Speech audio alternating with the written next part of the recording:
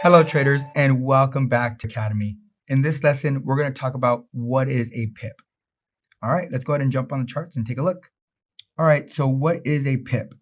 A pip stands for point in percentage, and it's the smallest unit of measure.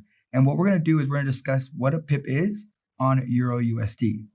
So on every USD pair, we have 5 places behind the decimal place, and it actually starts on the far right. So on the far right, we have our pipette, which is the smallest movement in our pips. The second to the right is our ones place, and that's the actual pip.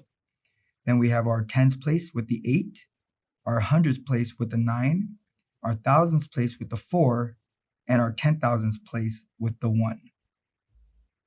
Now on JPY pairs, the structure stays the same. The only thing that moves is the decimal. So you still have the far right being the pipette, which is the smallest move. You have your ones place here as a 7, your tens place. You have your decimal here, but the structure stays the same. So you have your hundreds place, thousands place, as well as 10,000s place. As you can see here on GBP USD, we have price at 1.35361 versus 1.35371. This is a difference of only 1 pip.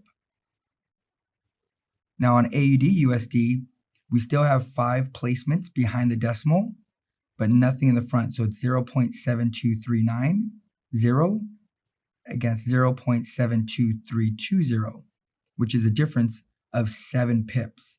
From 32 to 39 is 7 pips. Now, you can see here that 239 and 322, if you were just to count the ones place, you can see that is 7 pips. But again, we have to focus on what actually changed, which is the full 239, as well as the 322, which is actually 83 pips.